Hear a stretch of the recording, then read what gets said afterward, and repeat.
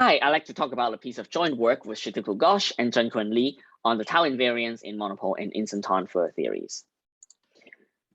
So we're going to focus on instanton monopole and Hegat-Floer homologies, which define for each three-manifold Y, each a homology group. And similarly for a knot K inside, let's say S3, also a homology group. Now we know that monopole and Hegat-Floer homologies are isomorphic. Tau was first defined in Hegat-Floer theory, so let's take a quick look.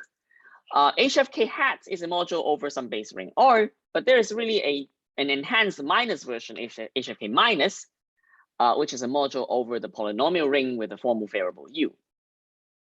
And in Hegat-Floer theory, the differential is defined by counting holomorphic curves with a shadow, such as the one shaded here, and the formal variable U really just keeps track of the number of times that you can see the base point W inside this shadow.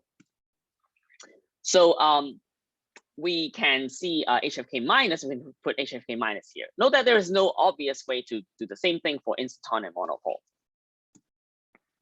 So on to tau.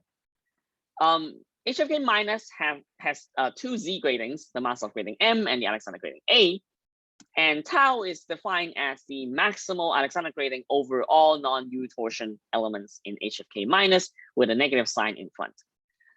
It is a pretty powerful invariant. It is a concordance homomorphism from the smooth concordance group. It gives a lower bound on the smooth four-ball genus. And you can use it to give a new proof of the Milnor conjecture and find knots with trivial Alexander polynomial, which means that they're topologically sliced, but that they are not smoothly sliced. So we can put tau H here. Now the central question is, how do we define this powerful invariant in monopole and instanton theories? So one approach is to reformulate tau H.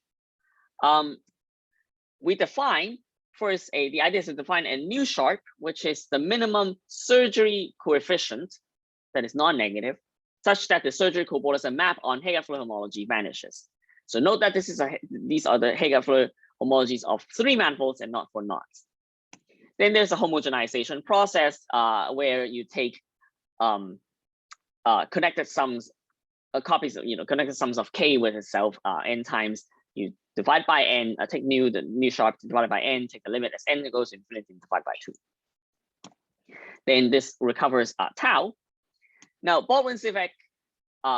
Baldwin and Stephen Sivak use this idea to define tau I sharp and tau M sharp, with I sharp and HM taking place of HF hat. And they were able to use this to prove that these new invariants also give a lower bound on G4. And they also concordance homomorphisms. So we can put them here. Now, because tau M sharp specifically uses HM, and we have the isomorphism up here, so we get an equality here for free. So the second approach is to actually try to define HF, the minus versions of HFK, minus versions of monopole and instanton homology, just like HFK minus. So the idea is to view HFK minus as the limits of a directed system of sutured Hegat-Floer homologies for sutured manifolds, as done by Anaya, Velevic, and Zarev. So Zhenkun Li used this to define KHA minus, KHI minus, and KHM minus with sutured instanton and monopole homologies instead of Hegat-Floer. So we get these two homology groups here. And as in the same way that before, you can use the gradings to define tau I and tau M. So our central theorem is then that these two definitions, in fact, coincide, even though they seem quite different at first glance. So that in particular proves that tau M sharp and tau I sharp are integers, and tau I and tau M, for example, give lower bounds of the smooth four-ball genus G4.